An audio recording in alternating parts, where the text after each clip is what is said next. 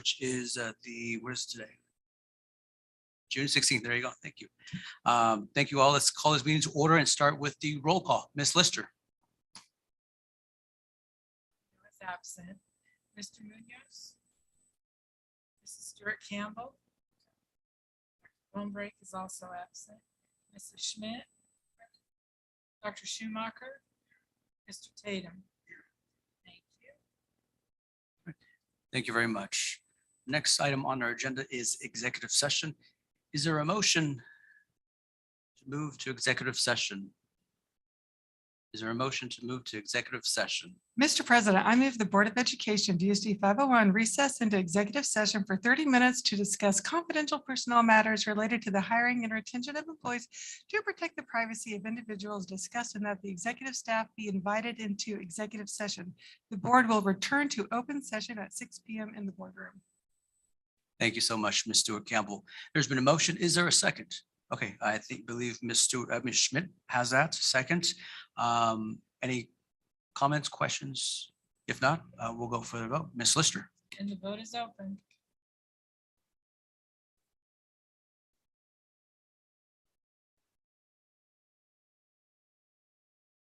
And all votes are in, and the motion carries unanimously. Okay, thank you very much, everyone.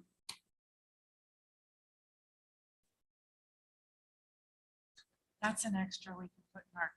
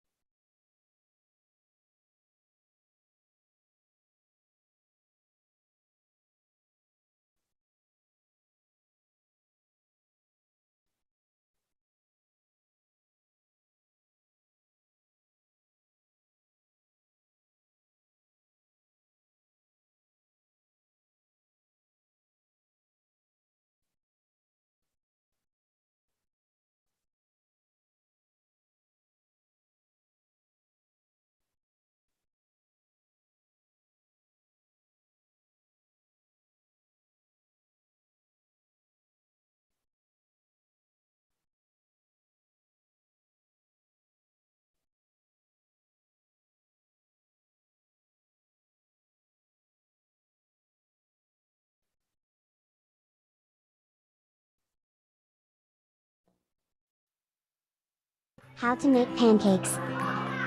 Pour pancake mix and water into bowl. Mix until lump-free. Carefully pour pancake mix on hot cooking surface. When batter starts to bubble, flip pancake. Cook until done. Enjoy.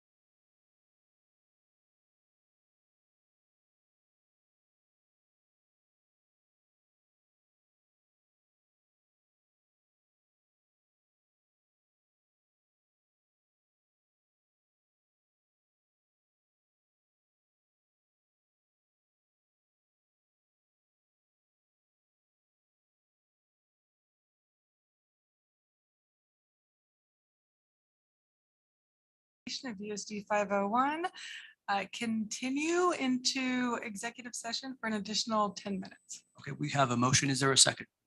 All right, Dr. Schumacher has a second. Any comments, questions? If not, okay, vote by hand. All right, thank you, everybody. We'll see everyone in 10 minutes.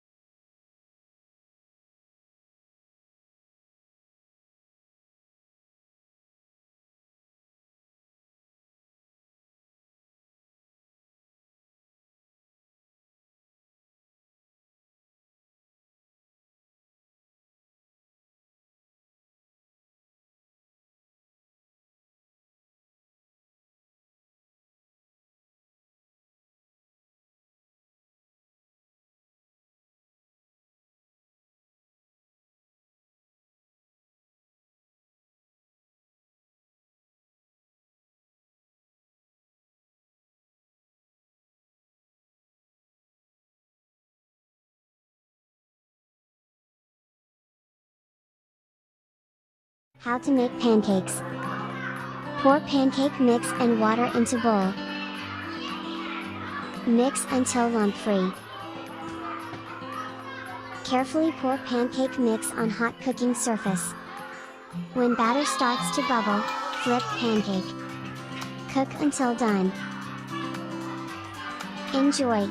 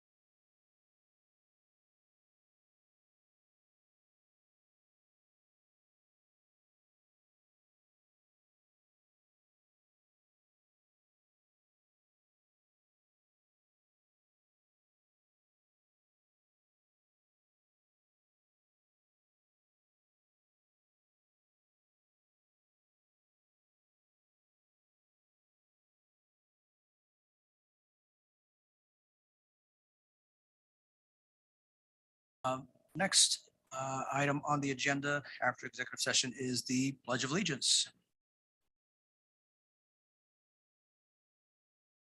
And I believe, are we doing video? Are we having our student that's here from the softball team? That's a much better idea. We do have a student from the softball team, the 2 state champs. Can we have a student come in and help us with the Pledge of Allegiance? Coach? Just stand where you are. All right, you guys want to start us on off?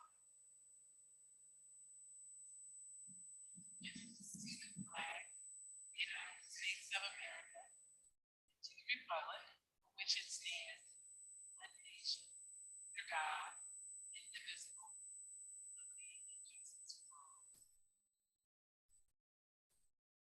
Okay, thank you very much.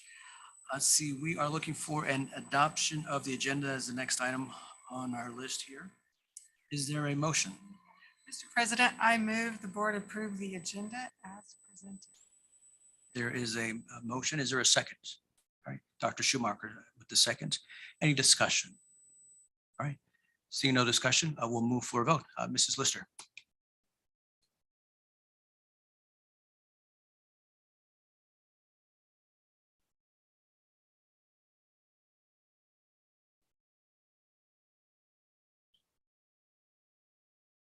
Thank you very much. Item number 5 is school highlights. Dr. Anderson. This is our favorite part. Okay, so our coach is going to come up. They just led us with the pledge along with Miss Morrissey.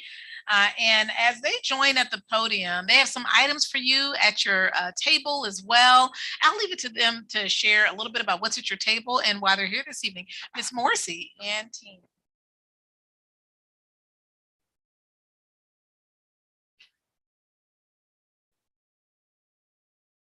Mr. Munoz, members of the board, Dr. Anderson, always a pleasure. I'm going to make it very short today, other than to say I was there and it was amazing. So we did just win our 2nd state championship in a row. They are the first ever softball championships, and he'll be putting a 2nd banner off on the wall in the fall. I'll let him share the other banner that might get to go on the wall. So this is Coach Shane Miles. This is your won 2 titles. I think he probably needs to retire. Nowhere to go, but up again from here. Okay, as Coach Miles talks a little bit, he's going to be inviting a student up. And at that point, as you can see the photo on the screen, and he's going to share what he brought with them. And at that point, once we give that big applause and give them their certificate, we have another small surprise for all team members, but we'll be announcing that momentarily. Turn it over to Coach Miles. Okay, so what you guys have on you have a ball. It looks like this. There's not a lot of signatures on it. Okay, so I plan on beginning the school year getting the girls to sign all the balls. They are actually, a lot of them are playing right now.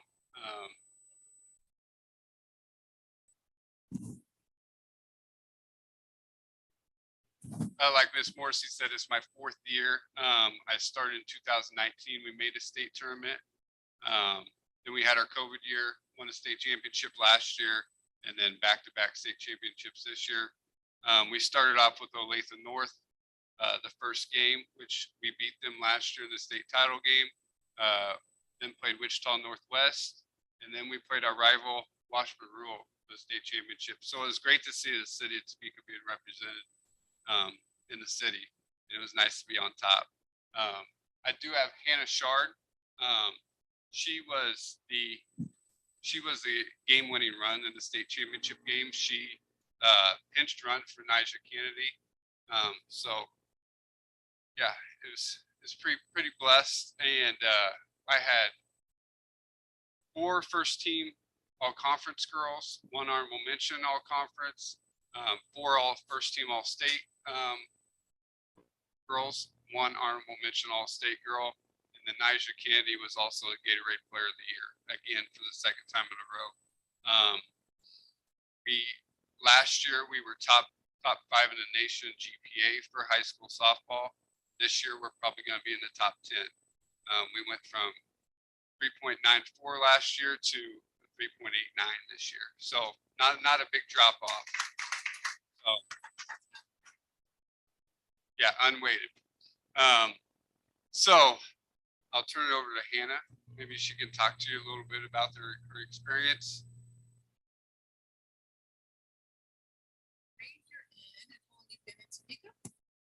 I'm going to be a senior this next year, and I've lived in Topeka High all 3 years.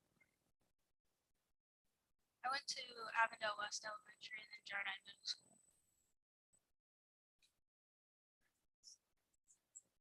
So Hannah, congratulations to you and the rest of your team. Doing it once, going to the championship and winning is an incredible thing, but to do it back to back is unbelievable. And yet it happened. So congratulations. Tell us a little bit about your journey from, finishing off as champions and then entering a new season. And how do you get ready to try and get another one?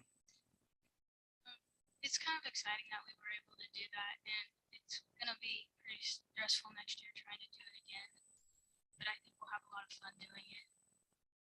Well, that's awesome. Are there other questions for Hannah? Yeah, Dr. Schumacher. Hannah, is softball something that you've played for a long time, or I've played it since I was 5.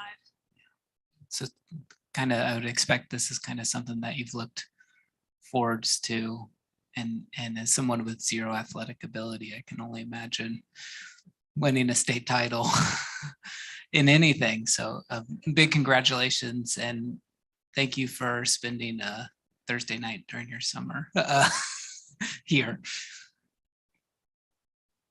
Yeah, my dad's here.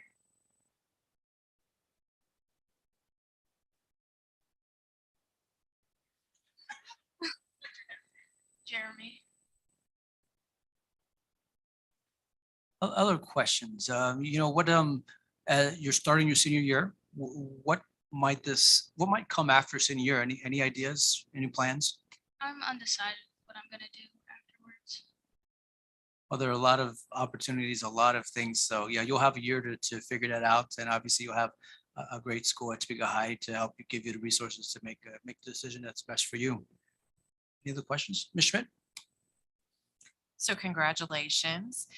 I'm curious, especially since you've played ball since you were 5, what kind of skills do you think it has taught you? I think it's made me better with my communication skills because I'm a pretty quiet person. Yeah. I've also made a lot of friends doing it, and just learning how to play the game. Outstanding. Thank you for sharing. Ms. Stewart Campbell? Congratulations. We are just so excited and proud of you and the team and Topeka High and our district. My question is, how do you stay mentally and physically in the game, in the off season? I play during the summer with my summer team, so I'm always doing something with it. I just like it so much that I keep coming back to it. When you say summer team, is that league? I know Play what that mostly means. tournaments, but we've done league before. So, but Topeka High is playing this summer, no? No, it's Okay. a different team. Okay. Thank you. Well, again, Hannah, congratulations to you and the rest of your team. We look forward to seeing what the next season brings for you. Congrats again to the end, your coach and everybody.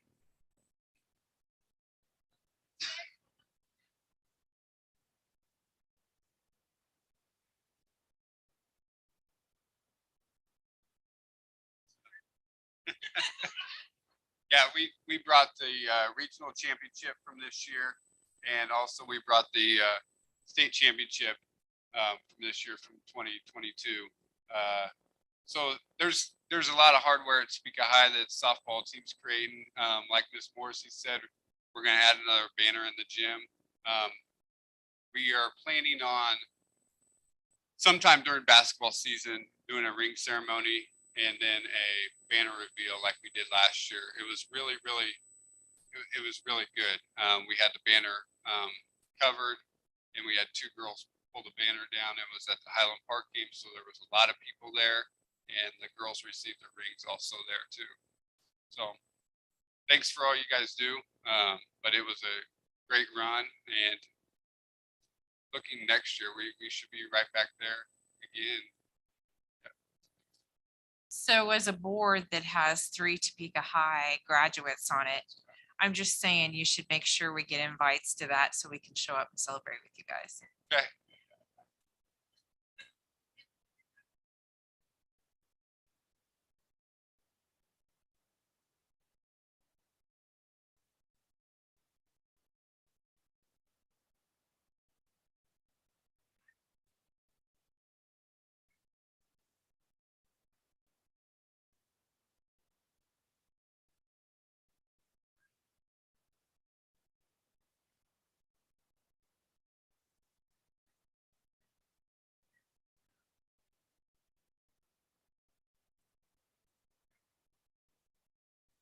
And yeah, it's just a very, very remarkable thing. In my 4 years I've been there, we're 63 and 7. Last 2 years we're 47 and 3. So, and it's not all about winning ball games. You guys heard me say our team GPA is really good. I don't have to worry about discipline with these girls and keeping up on their grades, so it makes coaching easy.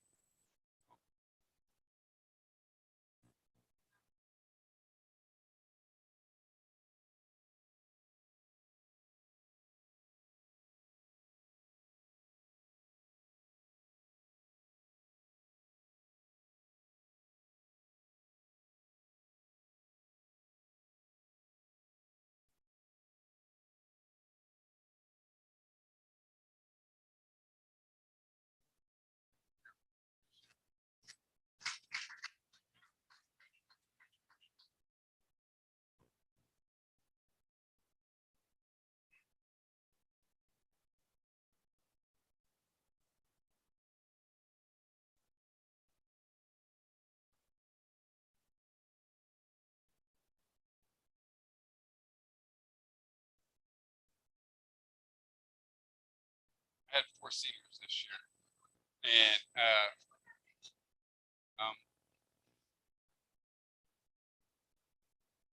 we should be about 4 or 5 seniors next year too. My seniors this year, Nigeria Kennedy is going to Stanford. Alicia Joyce is going to Garden City. Maya Kane is going to go to automotive school. Callum Michaelis is going to go to Allen County and walk on softball. So 3 out of the 4 are going to go on and play softball somewhere. And then Maya Kane's going to go to automotive school to be a diesel mechanic. So.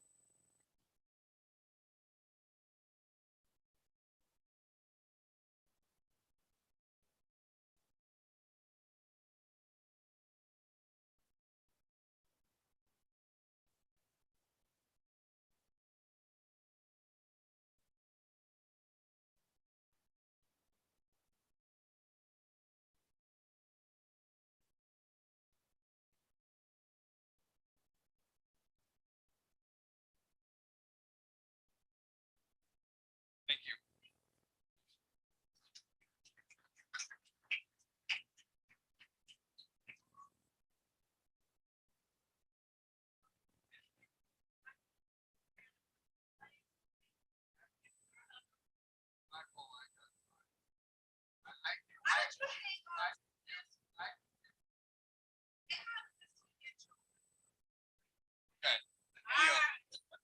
Deal. Thank you. Yep.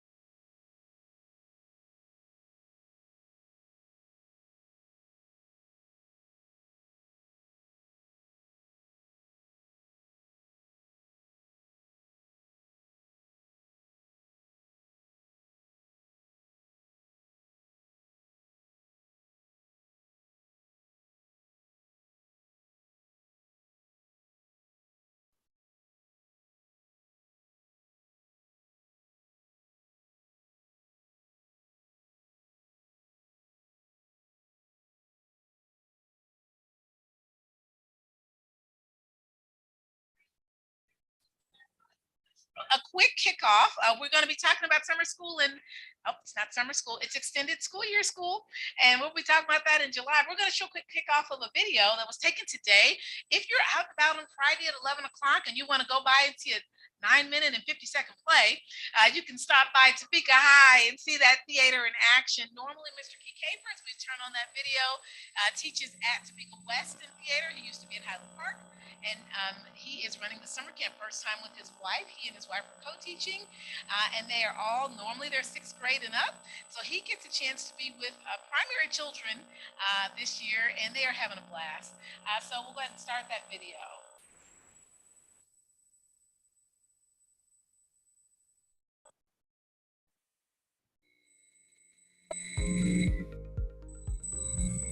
It's really fun to do another play. I've done school plays at my school. I've done the other one here. There's a ton of different plays. It's so much happening. Also going outside every day, making props. Like we have to make most of these and just making things. It's really fun, really exciting. It's just amazing. My wife and I are getting to work. It's the first time we've gotten to work with little kids in a long time. The energy levels the kids have, we have to be careful that we don't overload them. That's why it gets a little tricky with only having a week to do all these things. So we try to focus on using our voices, or using our bodies, we're using our minds. The really cool thing is the imagination that they'll bring to the table. Sneak peek of the many different kinds of activities. On Instagram, if you were on there today, the video that you just see real quick on Instagram, for those that are not Instagram followers, we posted a video today from yesterday's cooking class, and it's our highest rated Instagram with 7,000, it went viral, 7,000 views of this little brief few seconds on Instagram showing pancakes being made, I believe is what exactly it is. Can you actually click on it, or will it open? Okay. And that is really the final highlight. That just, again, gives those that are watching a little sneak peek, because this is the last of the first 2 weeks. We have 2 weeks left. It ends July 1st. If people are still wanting to go to Robotics Camp or any of the other camps, they have time.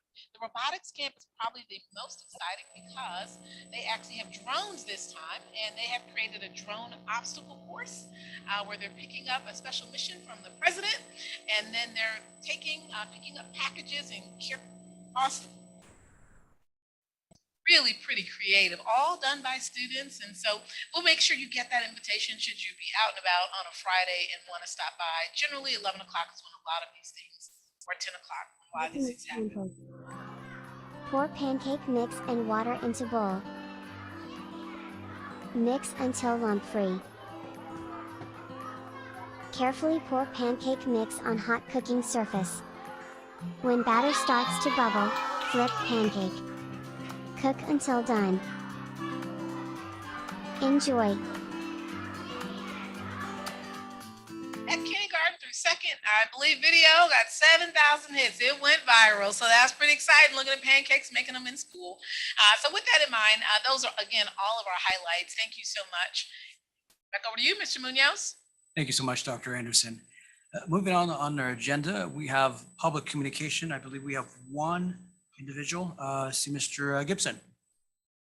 Mr. Gibson, as you walk up, I'm going to read you what you've heard, but I'll read it again just for everybody's information. Please come forward and state your name and address for the record. You have 3 minutes to address the board. We ask that your remarks to the board be respectful. If you should have a complaint against a specific employee, we ask that you submit your written complaint to the superintendent. If the complaint is against the superintendent, please address your written complaint to either me as board president or to the clerk of the board. Thank you so much. Jeremy Gibson, 928 Southwest Fraser.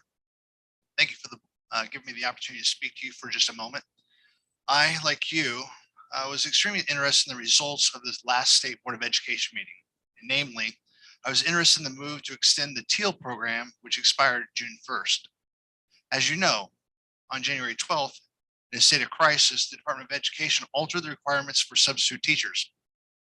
A high school diploma or GED commitment from a district, a set of fingerprints, and a 4-hour video was all you needed to work as a substitute. And everyone can agree, in a time of desperation, drastic actions needed to be taken. And as the Omicron variant impacted our students and teachers last January and February, that drastic action was warranted. But those actions of desperation are in moments of an emergency and should never be taken as the beginning of a new standard. Yesterday, the State Board of Education took the first steps in making acts of desperation a new standard. How, you may ask? With any crisis, there's immediacy of temporary measures. Moving forward, systems create a long-range vision and put in place as soon as possible. What was the state of Kansas' best vision? To extend the emergency plan to December. And that's where you come in as a school board.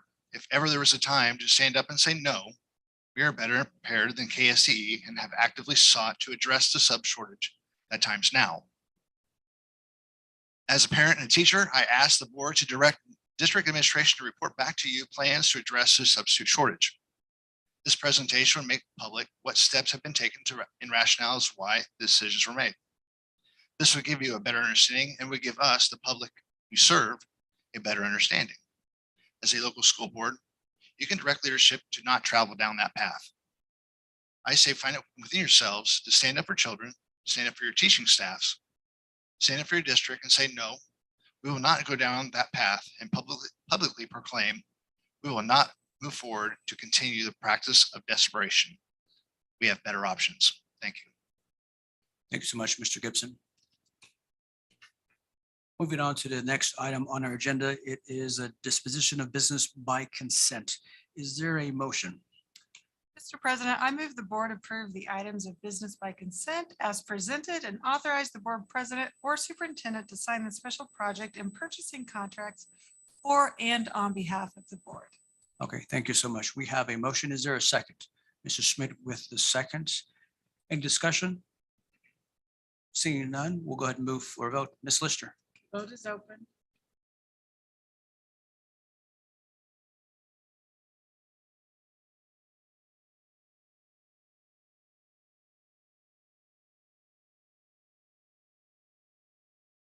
All votes are in. Motion carries unanimously. Thank you so much. Our next item we have is the superintendent's report. Dr. Anderson. Normally you have a strategic plan item, objective, and a topic, but today it's a little different. One, there was a request for the legislative update, so Ms. Jennifer Crow is joining us at the podium. That is our lobbyist, and Ms. Crow will give you an update. We're going to go to her PowerPoint momentarily. The other item on today, the second board meeting for all those that are listening of the month, the school board has really looked at as a work session to give you time to talk about a topic or to just have conversation amongst the board members publicly. So every second board meeting, which is this one, there'll be a work session. So the rest of the time is really left for a 30-minute work session to talk about items you'd like to discuss. I'll turn it over to Ms. Crow. Wait, can you hear me? There we go. I don't think I have appeared in front of you, but maybe twice in person. So it's a pleasure to be here, actually in person. I've done an overview of the highlights of the legislative session. Fortunately, a lot of the issues that we were concerned about and presented testimony on did not end up passing. A couple of them were vetoed by the governor, and that's where I'll start. Senate Bill 58, which is the Parents' Bill of Rights. I think you all have probably heard about that. It had a number of different kind of reporting mechanisms. At one point had a transparency portal that districts were to establish. Many of those more controversial items were removed from the bill, but there were still some issues that school advocates were concerned about in school districts. The governor vetoed that bill. The Senate did vote to override that veto, and the House voted to sustain. It just takes one chamber to sustain, so that veto was sustained. Senate Bill 160 was the transgender athlete bill. That was vetoed by the governor. That has to do with transgender athletes participating in women's sports from kindergarten through college. The House voted to sustain that veto, so the veto was overstayed. It was not taken up by the Senate as a result. The Kansas Teacher Scholarship Act passed. That doubles the appropriation to 1.5 million for that program. There was a vision screenings bill that was signed into law. There will be a commission that'll make recommendations on when to have vision screenings in schools. Liability protections for high school work-based learning programs was signed into law. The PAC Act, which has to do with computer science courses and a career technical education pilot program, was passed into law. That was House Bill 2466. For CAPERS, a transfer of 253 million to pay off early the layering payments that were established under the previous governor. And that'll save the state 172 million. And the other portion of the bill is 871 million, and that goes to the unfunded actuarial liability. And then I just thought I would mention the big focus of the legislature this year was redistricting. That was Senate Bill 563. The House, Senate, and the State Board of Education redistricting bill was signed into law, both of those bills, and it was approved by the Supreme Court. Those were challenged. The biggest challenge was with the congressional map, and the Supreme Court upheld that map. So those are now in place and were applied to the new filings that just took place on June 10th for the state and June 1st at the congressional level. Next slide. There we go. Thank you. House Bill 2567. So the new thing the last few years has been to put the education budget in a bill that is separate from the mega appropriations bill. So they have separated out education, and then they also combine the appropriations with policy. So it really is the work of the K-12 Education Budget Committee in the House that kind of sets up that bill coming together. Of course, the Senate Education Committee also has to agree, but the work is really done in the House Committee. And that's kind of a new practice. There have been discussion, concerns about challenging that because we do have a constitutional two-subject rule in Kansas that says you can't put two separate subjects into a bill. The argument can also be made that both policy and the budget have to do with education. So we've proceeded with this practice, and it's pretty much established until somebody comes in and does it. This fulfills the funding requirements set out in Gannon, which includes funding for a special education excess costs at 70%. The statutory level is 92%, but this does take us to 70%. The governor had proposed an increase of 30 million that would have taken us to 76%, and that did not. At the very last hour, we thought there had been an agreement struck, but that ended up not getting into the final bill. It establishes the Every Child Can Read Act. That has to do with third grade literacy. Also of note, a big controversial item was the open enrollment, where non-resident students can enroll in other school districts, and that is up to the board to establish what the capacity is and what the rules are. And there is one date before school starts, before enrollment begins, where you all are to set up what those parameters are. We also submitted testimony on the Kansas State High School Activities Association. And what that does at this point, it removed the part that was controversial and just put in place that there would be mandatory reporters under the direction of the Kansas High School Activities Association. Next slide.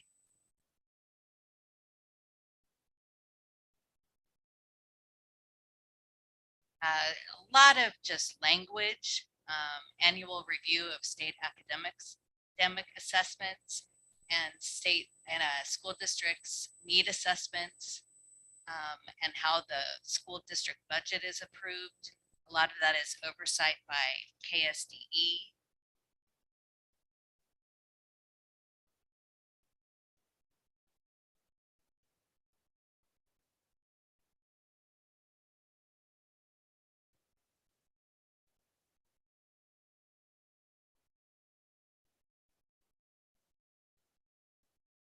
There is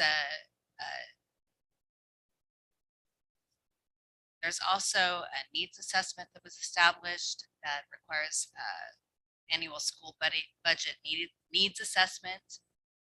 There's some school district enrollment for part-time students that makes changes in the compulsory attendance law. There were some changes to virtual students, virtual funding, and virtual diploma completion. Go to the next slide. Yeah. Sorry. This would be.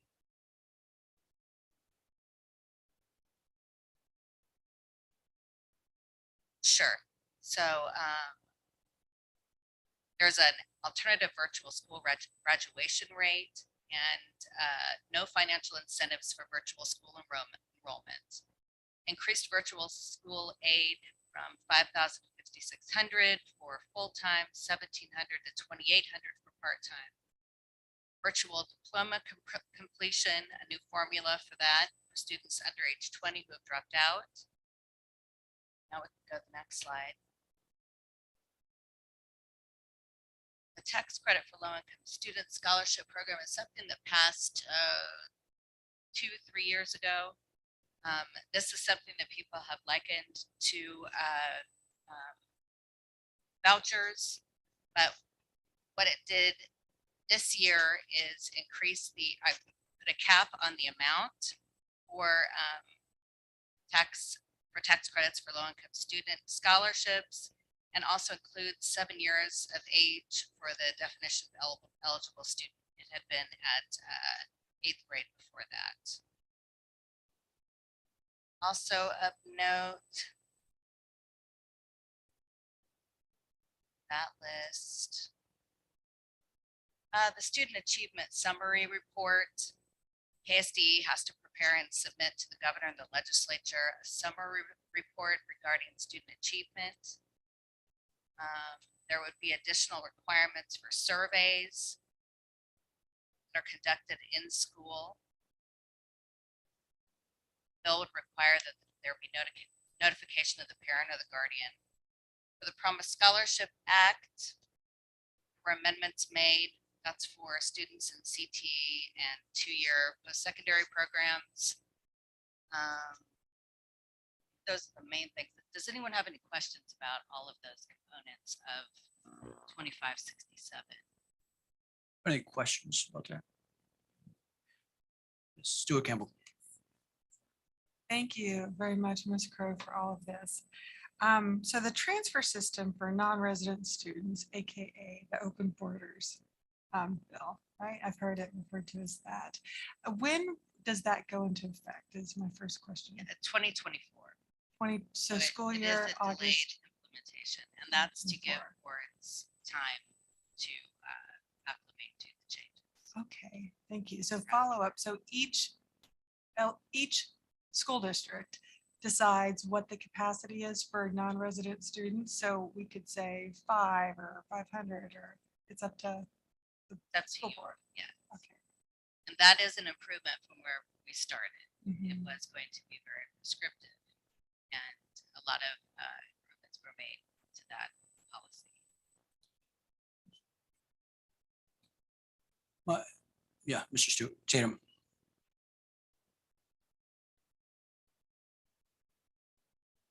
On. There we go. Okay, thank you. Thank you, Mr. President. Ms. Crowe, it is good to see you again. It's been a number of months since I've seen you last. Thank you for putting this together. I think you've done a great job in helping to inform us on this. And in the same vein, I also want to say thanks to Ms. Whiteman, who also put together some information summarizing the legislative activity at the end of the session. I guess my question is probably more for Dr. Anderson.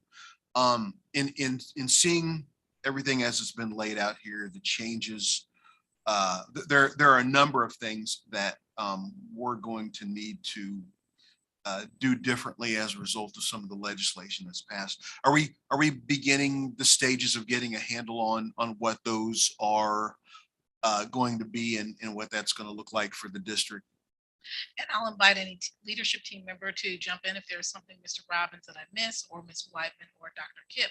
Ms. Whiteman is meeting with the policy committee regarding new policies that will need to be adjusted. And so policy committee will have, based on new legislation, an opportunity to review what that means for our policy, and anything that is already prescribed will be discussed in that space and then coming forward to the board and leadership team. Mr. Robbins is attending in July a budget meeting that when you heard about some of the new prescriptive measures on surveys and information that we have to collect. KSDE has given several dates to have their annual budget meeting, but we believe they're also going to be talking about what this new legislation means and in what ways will KSDE accept the various surveys, what kind of surveys they want us to get, and what that could look like. And so we're waiting for that July meeting to occur. And as that occurs, then we'll be able to determine what surveys might we have moving forward following that. So we don't prematurely create what is perceived to be a very large volume of surveys and work that might not be prescribed by KSDE. Those are a couple of significant steps. In terms of things like enrollment and open borders in that regard, there's time for that. Again, the policy committee will be looking at that, and administration through Dr. Kip's demographic office, along with leadership, are planning some ways in which you might want to consider acting on those measures moving forward over time. Does that answer some initial questions? Absolutely does. Thank you, Dr. Anderson. Ms. Crowe, I have a couple of questions. So there's a lot of things that came out of the legislature this year. If you had to highlight 2 or 3 things that you, in your opinion, is going to most impact our district, what would those things be that we should sort of be aware of? I would say, well, the funding of Gannon is the number one thing, which for over a decade and a half, we struggled to get level funding. And that takes us from $5,000 per pupil to $5,600. So that is a definite win. I'd say probably, and I need to thank Mrs. Whiteman and Dr. Anderson for all of the work that they did on a lot of the underlying issues, because there was so much work that had to be done on defeating a lot of these controversial and more oppressive policies. So I think the other thing that got a lot of attention but was improved, especially given the delayed implementation, was the open enrollment. Coming up with those policies. And honestly, I think reacting and dealing with the public's perception of what that is and looks like will be something you will have to grow. Thank you so much for today, but also for throughout the legislature. We appreciate you. Thank you for your support. Any other questions? Yep. Ms. Crowe, the Kansas Teacher Scholarship Act, could you explain what that is? I wasn't familiar with that one. There was the $250, I don't think I mentioned, there was a $250 tax credit. That's not what that is, but in the base budget bill, there is a tax credit for teachers of $250.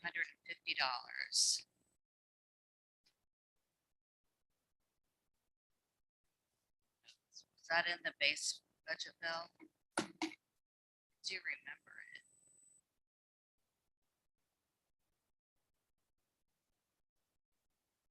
Pull that up for you, and I see I might have to Mrs. go back. I see they're both looking in there, which particular acts or enough legislative acts. I thought you were going to ask about the Promise Scholarship Act.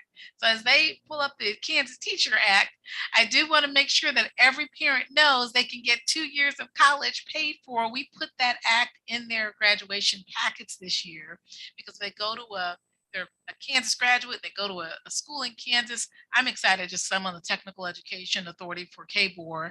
And so we're excited about, as a board on KBOR for TEA, the continuation for that particular act for students. I say it now because we know that students just graduated who will be going to community college, and they can get 2 years paid for through this legislation. They just need to contact the college if you're a parent listening, and that's really the main step. And then that goes into effect. So that's really powerful. We thank the legislative governor for that.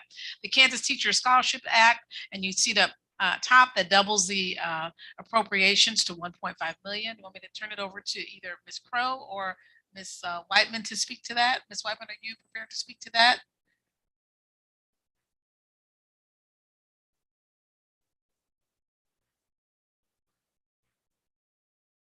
And that tax credit is $250 per year, beginning in tax year 2022. And basically, it's an income tax credit that teachers will be able to, for public-private schools, teachers will be able to take for classroom supplies during the tax year.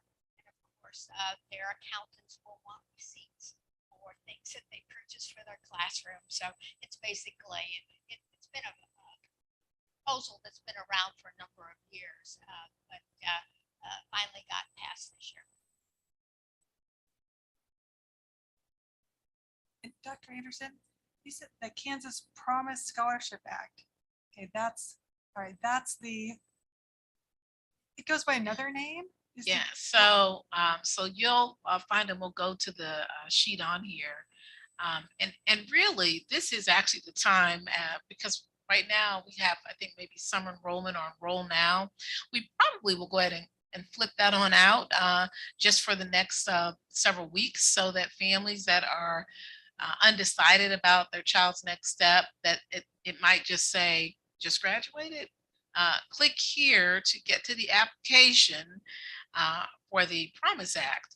And so I believe it's on this slide. You'll see it amends the Kansas Promise Scholarship Act. So Governor first put that in place for the 2 years, and we announced it at a graduation, at one of our graduations. However, it didn't cover all students. It had some stipulations, so it wasn't a perfect bill, but they've now amended it really to just expand to service more students. So that this act continues as it was previously, but now more students can access those dollars. But it pays for 2 years of college. A community college, it has to be a qualifying college in Kansas, and the student has to graduate from a Kansas school. So imagine how many students that maybe their parent didn't do an income tax form, and they didn't do their FAFSA as a result, or students who thought they were going to work but now want to go to college. I mean, this is a real game changer for a lot of students. So we're excited, and we're pushing this out. So what we will do in August is just check in with our students who didn't end up getting a job or going to a 4-year college, who wants to still go to a 2-year college paid for by Kansas. It's pretty powerful. Ms. Crow or Ms. Whiteman, do you want to add to that? And my knowledge, again, is just in part for the TEA portion of it, but also just being part of Topeka Public Schools. So we're excited about that.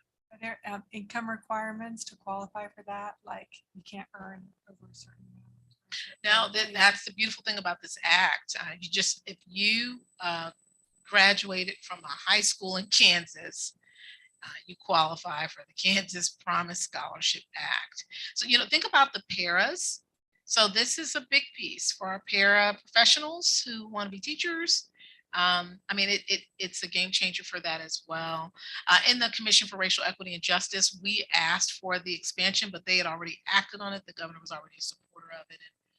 But we're asking for things like that to continue as a game changer to get more people in the teaching profession, but also to address the income inequities across Kansas. So I'm particularly excited about this particular act. Okay. Anything else for Ms. Crow? Okay. Thank you very much for being here with us. Dr. Anderson, is there anything else under your, let's see, superintendent's report? No, sir, that's all for us. You have a work session. You do have the most recent Topeka City Lifestyle magazine. We started putting in ads. We did one on dual language previously. When we do that, we put a little sticker there for you. Thank you, Ms. Lister, for doing that. Our Enroll Now in Topeka Public Schools ad that the communications team, Ms. Fleck Talley and Ms. Nordic and others put together is now running. And I believe we're one of the only schools in the City Lifestyle magazine. So we're excited about that. We are exploring our billboards to be able to display some of our schools dual language, but also some of our magnet schools in general, to continue to really monitor enrollment. We'll be giving you that enrollment report, after school starts to really see where things fell, but we're continuing to try to push information out to get enrollment at the highest levels as possible. I'll turn it back over to you, Mr. Munoz, unless there are questions for me. Okay, I don't think so. So next item is the 30 minutes board work session. Doesn't have to be 30 minutes, but we just, this is a work session that for items that you want to talk about for the public.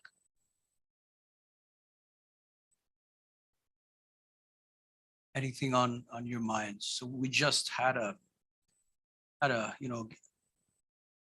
get together. Do you have something, Mr. Tatum, that you're? Okay.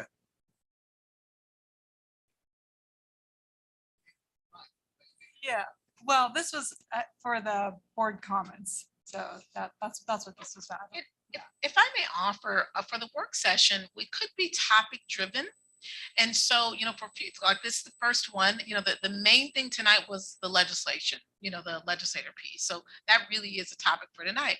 But maybe this is a time to talk about how these work sessions might operate moving forward. Often, since we know the second meeting for every month, often they're used for training and or discussion on a topic. If you'd like to kind of go with that flow, perhaps Mr. Munoz and Ms. Boley, when they get together in a week or so to go over the future board agendas, those second meetings of each month could be topics that you already listed for the retreat that we didn't talk about because we were focusing the retreat on strategic plan and the accreditation binder and in that brief period of time. So if it's okay with you, perhaps they can bring back to you at the first meeting, here are some of the topics for the next several meetings, which can always be adjusted. Does that sound reasonable, Mr. Munoz? Yeah, I think for right now, we're making sure that we hear from our board members, look at our notes from our retreats, and then as well as the self-evaluation. Out of that, I think we can find a couple of topics we think that probably deserve some attention and time to delve into a number of topics. But for right now, we might not have anything just yet. And if they're, and so the plan will be just topic oriented and we'll leave it to you. I do want to give you an update. The McClure people were all excited about a language moving forward, and just as informational, sign language is what I think unanimously over the course of this year as they continue to look at opportunities at McClure. Remember ASL, this is our second year now at Topeka High. We just introduced it. We would strongly recommend it. We are, remember I shared that we would go ahead and at least continue to do the training and exploration around IB.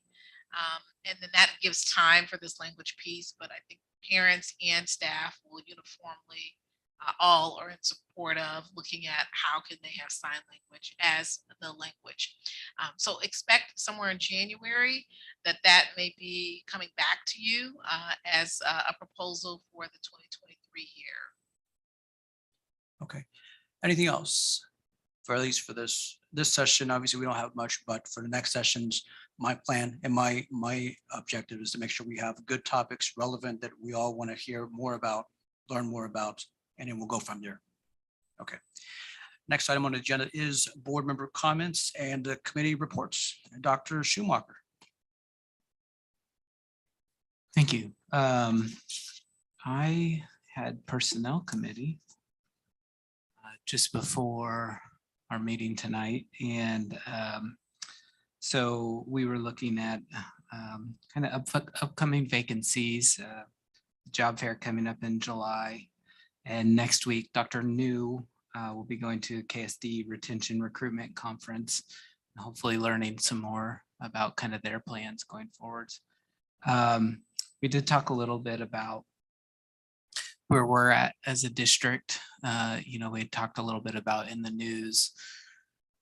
You see other areas, really across the nation, locally in California, Ohio, that kind of stuff, that struggle with losing active teachers, and how we've been able to support our teachers and right size our classroom. And it's the forecasting from Dr. Kip, the ability for us to kind of predict where we're going to go, and then the right size staffing from Mr. Robbins. And I just want to make sure everyone knows how lucky we are to have people like that on our team.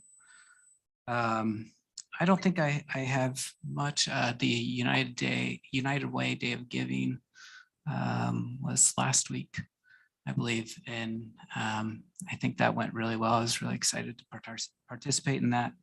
And then at our retreat, I saved this because it really touched me. Miss Whiteman, she had printed off this importance of education and the 2 rulings from the Supreme Court that spoke about the importance of sound education, and from the Brown versus Board of Education ruling in 1954. In these days, it's doubtful that any child may reasonable be expected to succeed in life if he is denied the opportunity of an education. Such an opportunity, where the state has undertaken to provide it, is a right which must be made available to all on equal terms. So I think as we talk about things going on in our environment and schools, and just having that as a grounding, something for me to remember, I think is great. So I appreciate that, Ms. Sweatman. Thanks so much. Mr. Tatum. Thank you, Mr. President. I don't really have a lot. I will say it's been a busy week with 2 committees that I sit on that took place this week. Earlier this week in the budget finance meeting, there were a lot of elements that were kind of discussed and previewed. I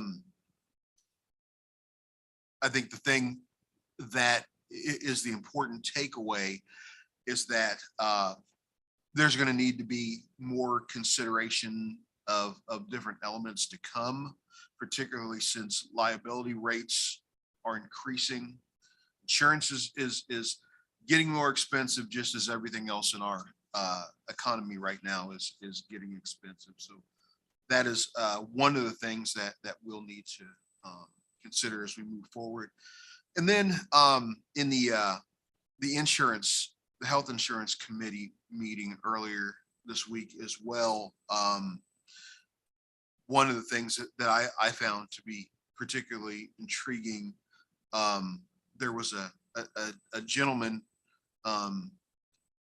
Alan Capeda, who did a presentation on a program called Smart Shopper that helps the insured customers, in this case, school district employees, create savings. And there's even a cashback incentive program that helps them to kind of manage from an array of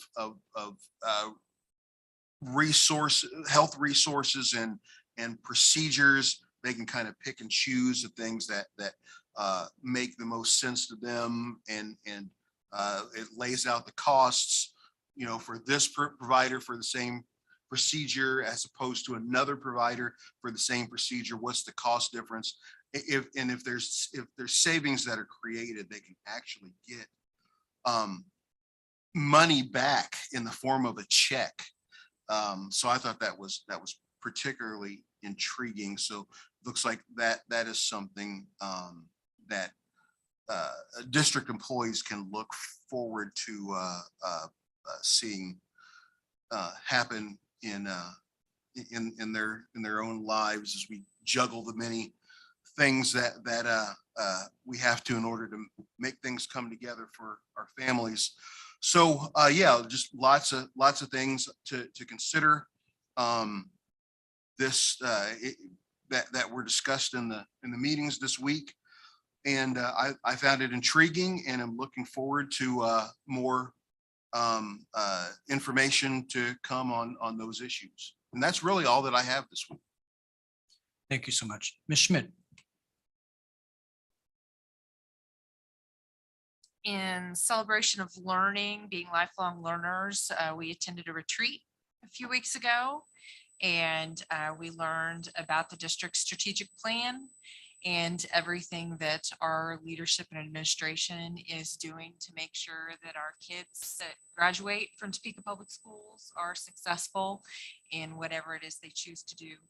And that was just very educational to me. You know, I try to intentionally go and research things, but I learned a lot of things that day. It is also fun to hear personal stories about what motivates people, why they do what they do, students that have touched their hearts and that they carry with them as they do their work from day to day. So I just want to thank you guys for putting on an exceptional retreat. I enjoyed the time. It was fun to fellowship and learn. So thank you. Mrs. Stewart Campbell. So what is this? What is this thing that Melanie put in front of all of us in Spanish? All right, well, I just learned about this today. And so that's why, in fact, Dr. Anderson, maybe like an hour before our meeting. So I printed it out really quick, so I didn't have a chance to tell you what it is. I think this is so great. Okay, what is it? Our Topeka High School science teacher who teaches science in the dual language program. She participated in a conference of, what does she call it? Innovative educators in Madrid. And at this conference of innovative educators, oh, and she's from Madrid too, by the way. And so the subject was escape rooms. So kids love escape rooms, adults, I've done one. It was a team building activity. It was really, really fun. So the idea is how to incorporate escape rooms into learning, and specifically how to just keep kids engaged, and how also to incorporate some form of assessment into the escape room. And I just thought that was really neat. Well, so at this conference in Madrid, they had posters and flyers. And if you see, I highlighted and underlined her name. So this was at this conference with, I just picture the conference with like posters and flyers. And here we are. Topeka Public Schools is on here. So I just thought that I just had to share that with everybody, that Topeka is represented at this conference in Spain. Just good stuff. Anyway, okay, so my next comments tonight are heavy and sad, so really changing tones here, but it's a call to action. You know, more children die in the United States due to gun violence than it's the #1 cause of death for children in the United States. Becky Pringle, she's our NEA president, the National Education Association national president. And just last week, she addressed the US House of Representatives. She addressed a special committee alongside the mother of Lexi Rubio, who was a 4th grader who was murdered by a 19-year-old just a few weeks ago in Uvalde, Texas.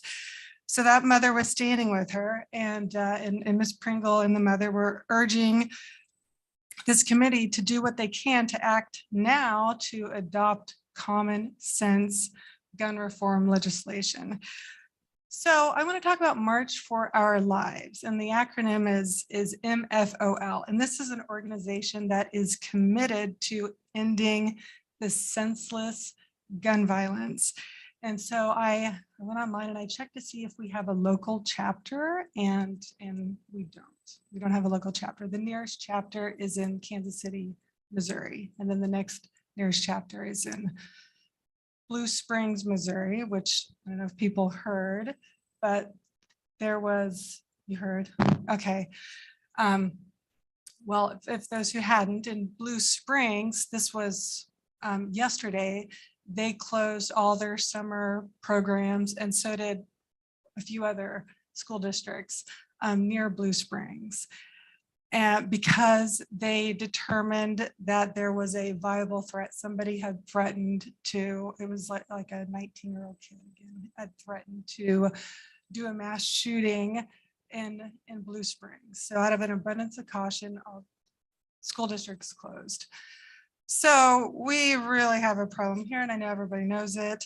So anyone wanting to support the March for Our Lives action, either by donating time or money or starting a local chapter, you can text NOW, NOW, to 48744, or just Google it for more details on how to help. And to quote my favorite Chinese proverb, the best time to plant a tree was 20 years ago. The second best time to plant a tree is now. So let's plant a tree. Thank you. Thank you. I was, as far as committees, I was on the Finance and Budget Committee with Mr. Tatum, and we really talked about liability and the areas and where we are most vulnerable and the things that we need to do in order to make sure that risk is kept to a minimum. So we talked a lot about, weather, right? Andover just got hit by a tornado. So what are the things that we need to be thinking about? And as well, we talked about technology and the liability comes about with cyber and the things that we're seeing in those. So the good thing that I can report is that every year we're looking at every aspect of liability potential to our district, and we're working to make sure that we are on top of anything that may come up. The insurance industry does a lot of research to make sure that they know, what might come up as a potential issue for those that they insure. And obviously they relay that information. And when we have staff here in our administration that works hard to make sure that we're on top of everything. So for instance, I think some of our staff are going to be going through training for technology, additional things that every individual can do to be able to make sure to keep our district safe from a technology standpoint. And so I'll just share that we have the administration is working and making sure that we're covering ourselves in every way possible, as well as making sure that we are constantly looking at ways to be able to save money and to lower risk. And so that's what I'll report out of our finance and budget. Other than that, one other thing, and it was mentioned earlier, but as Ms. Crow pointed out, there's a lot of changes as a result of the legislature, and our finance team is going to be going to a workshop to make sure that they're up to date on all of that, the implications for our district, and to make sure that they're well versed and that they're doing what they need to do in order to make sure to keep our district following any potential new laws that might need to be initiated here locally. Other than that, I think I would echo Ms. Schmidt that this retreat was phenomenal. I think that sort of space is important for us to be able to get a sense of ourselves, but in a different way, and to be able to sort of begin to construct and create a vision for what we see for our district in 1 year, in 2 years, and that's how we'll be able to sort of figure out, what do we want to see us, moving forward. So, and I hope to have more of those, and obviously with our second meeting and these regular spaces where we can begin to sort of have work sessions, learning sessions, I think that's going to help a lot. So. Other than that, if there's nothing else. Mr. Munoz, may I interject for just a moment? Sure. On the heels of Mr. Campbell's comment, and I'm so glad you said that, because I didn't thank the Topeka Moms Demand Action who gave the free gun locks away the first 2 days of the summer program. One member of which is Dr. Schumacher's wife, and I don't know if he wants to make a comment on that. They met with me last year. They've been in place for some time, so we'll add the link to their Facebook page to the Friday, just to a message for you all. But with that, at no cost to anyone else. Last year, they gave away gun locks, both at the food pantry, gave them that opportunity, and then we gave them the opportunity at the summer program. And so I reached out this year to see if they were interested. Immediately, absolutely. They had staff there, and they gave away more gun locks than they've given in the past, gun safety locks. Do you want to add to that, Dr. Schumacher? Yeah, I'd just say that some of the more active participants in the Topeka chapter for Moms Demand are parents and mothers of 501 students, and Miss Twimlow, whose daughter Ramona we all met. I don't know if she's 6 now, 5 or 6 year old. That's smarter than me. Yeah, so there definitely there's been support from 501 with Moms Demand, and I think Moms Demand definitely supports efforts, and I think they definitely appreciate the opportunity to be able to partner with 501. Yeah, so Moms Demand Action is part of Every Town, which was started after the Sandy Hook shooting, and so it's specific to, and it's there's different arms. Moms Demand is for common sense gun legislation, but there is a program called Be Smart. And so then that SMART is an acronym about safe gun storage. And as part of that program, they do education and outreach, including gun locks and that kind of stuff. So they've been invited for the second meeting in July. They actually were going to come tonight, but given they were just with us. However, since 2 board members were absent, I felt like it's a really good time when school gets ready to start. When we're doing the summer extended year report anyway, they can be at that summer extended year report and then talk a little bit about what they do. And at that time, we can thank them for giving out the hundreds of gun locks. And they went to multiple schools, actually. They went to TCALC, they went to Topeka High. And so we've been partnering for the last several years, and it's all Topeka moms. So we'll be excited to have them come and just talk a little bit about their work and ways that we do the Be Smart campaign through this group, this local group. Okay. And I believe we have one more executive session, and I'm after a meeting here, and I'm looking for a motion for that. Mr. President, I move the Board of Education of VSD 501 recess into executive session for 20 minutes to discuss matters relating to school security measures pursuant to KSA 754319 to protect against disruptive acts at district buildings. The executive staff is invited, and the board will return to open session at 7:35 in the boardroom. Okay, there is a motion. Is there a second? Okay, Mr. Tatum with a second. Any discussion? Seeing none, we'll move to a vote. Ms. Lister. The vote is open.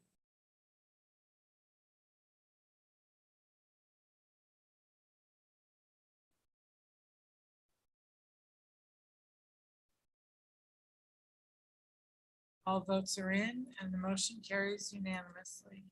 Okay, thank you very much.